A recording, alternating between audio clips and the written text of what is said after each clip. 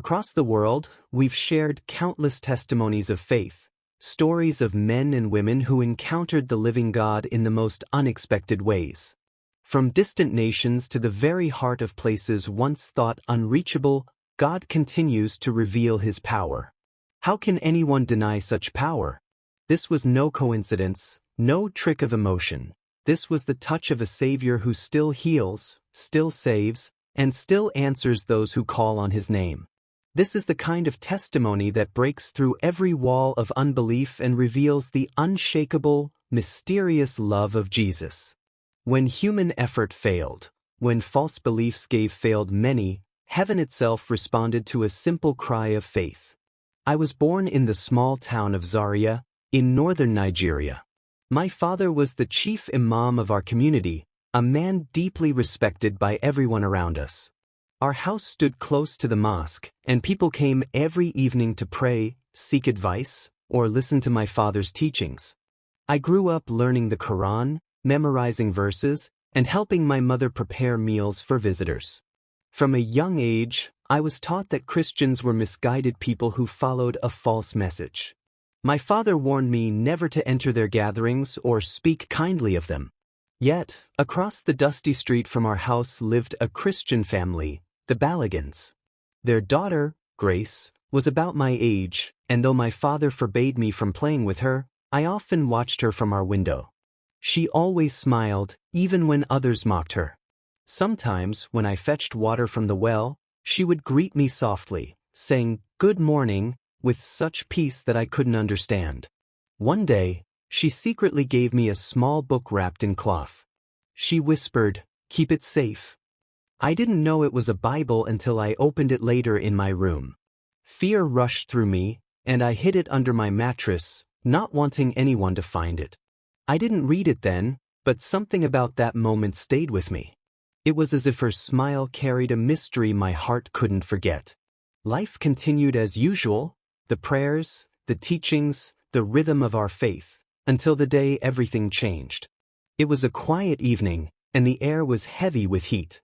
My mother and I were preparing for the next day's prayers when distant shouts broke the silence. At first, we thought it was just a quarrel between neighbors, but soon the cries grew louder, angry, wild voices filled with hate. I ran to the window and saw a crowd rushing down the street carrying torches. My heart began to race. Someone shouted, "Burn the Christian's house," and I froze. The crowd was heading straight to the Balagan's home. My father came out from his prayer room, his face serious. He told us to stay inside and lock the door.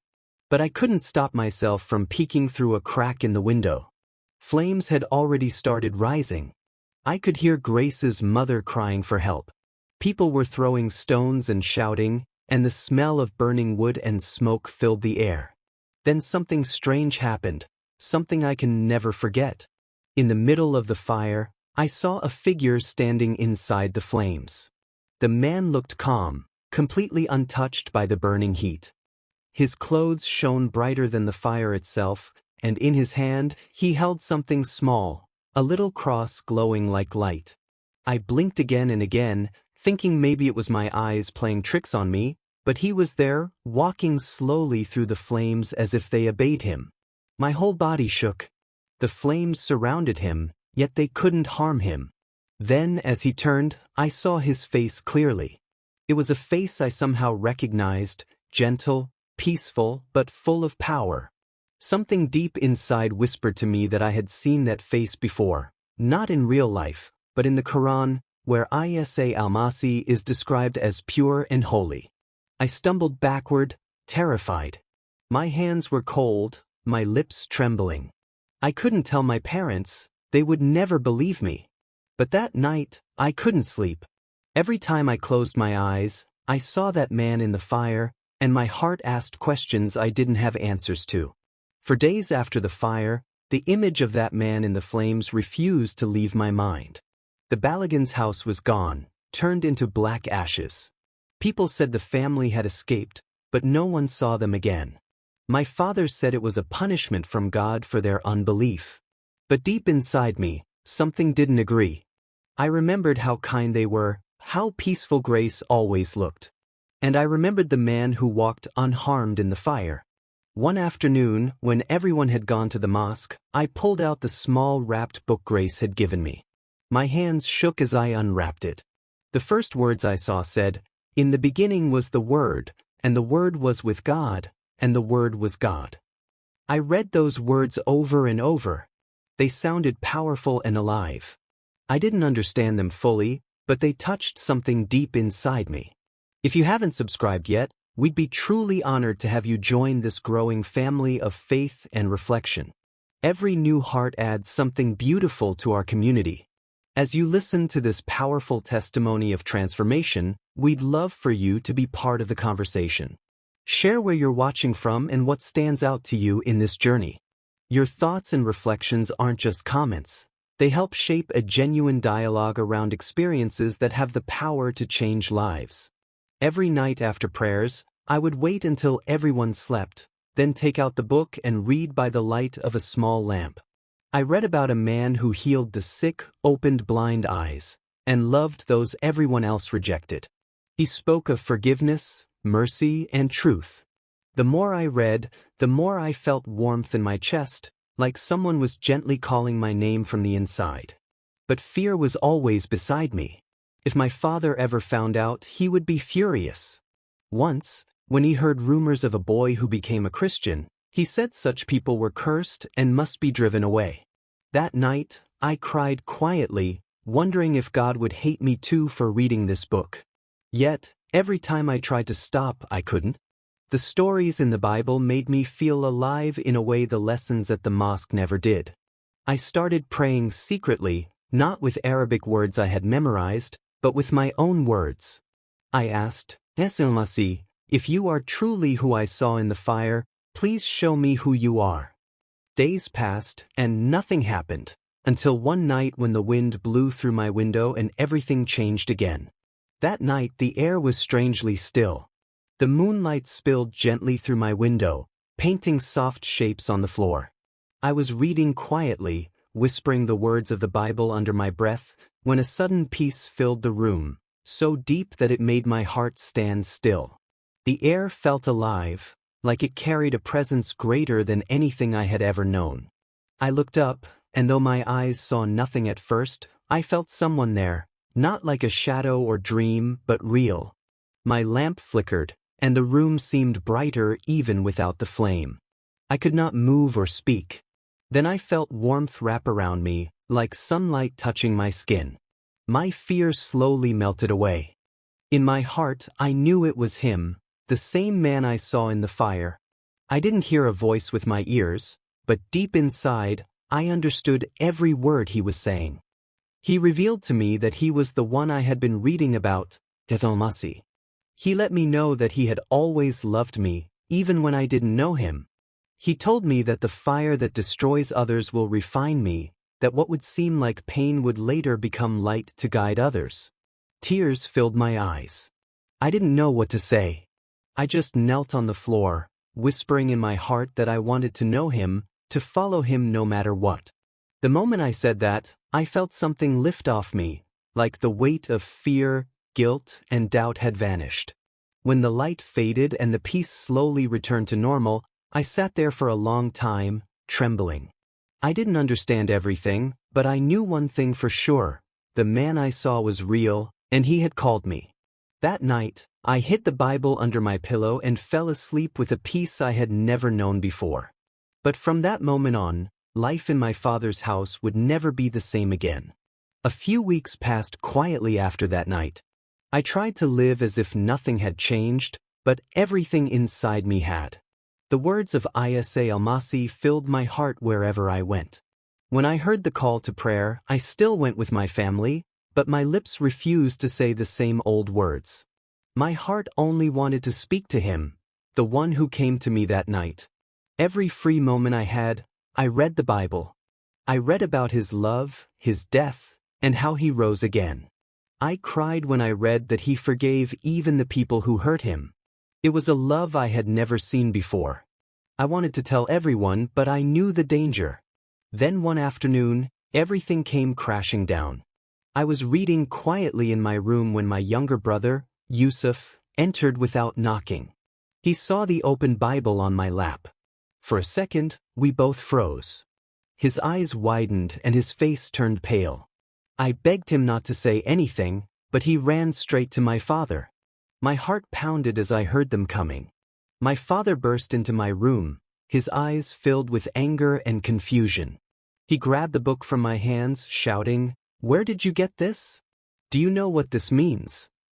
I tried to speak, but the words wouldn't come out. He called me names I had never heard from him before. My mother wept in the corner, asking how I could bring shame to the family. That night, they locked me in my room. I could hear my father talking with other men, saying I needed to be sent away to relatives until I came back to my senses. I cried quietly, not from fear of punishment, but from the pain of losing their love. But even in that dark room, I felt a quiet voice in my heart reminding me that I was not alone. I knew the man who stood in the fire was still with me. I whispered, "I don't understand, but I trust you." The next day, my father's decision was final. I was to be sent away. But God had another plan waiting that none of us could see yet. Before sunrise, my father told me to pack my things.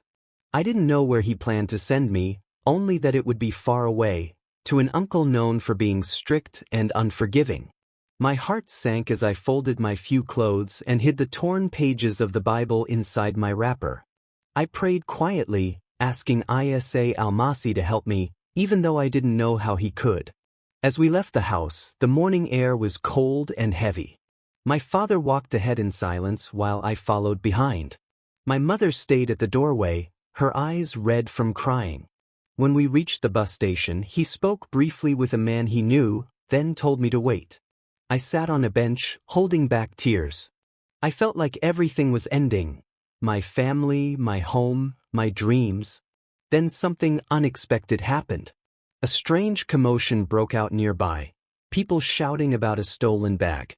The crowd rushed toward the noise, and my father ran to see what was happening. In that moment, a quiet voice inside me said, "Now." I didn't think twice. My legs began to move on their own. I slipped into a small side street and started running as fast as I could. I didn't stop until my feet ached and my breath burned in my chest. I found myself near a part of town I didn't know, crowded, noisy, and unfamiliar. I hid behind an old market stall, trembling. I didn't have food, money, or anywhere to go. All I had were the Bible pages and the memory of the man who promised to refine me through fire. As night fell, I curled up beside an empty shop. Fear filled my heart, but strangely, I also felt a small flame of courage growing inside me. I whispered, "You said you would be with me. Please don't leave me now." That was the night I began my journey, not just away from home, but into the life Isa Almasi had prepared for me. The next morning, I woke up to the sound of footsteps and soft voices. A group of women were sweeping the street near where I had slept. One of them, a middle-aged woman with kind eyes, stopped and looked at me closely.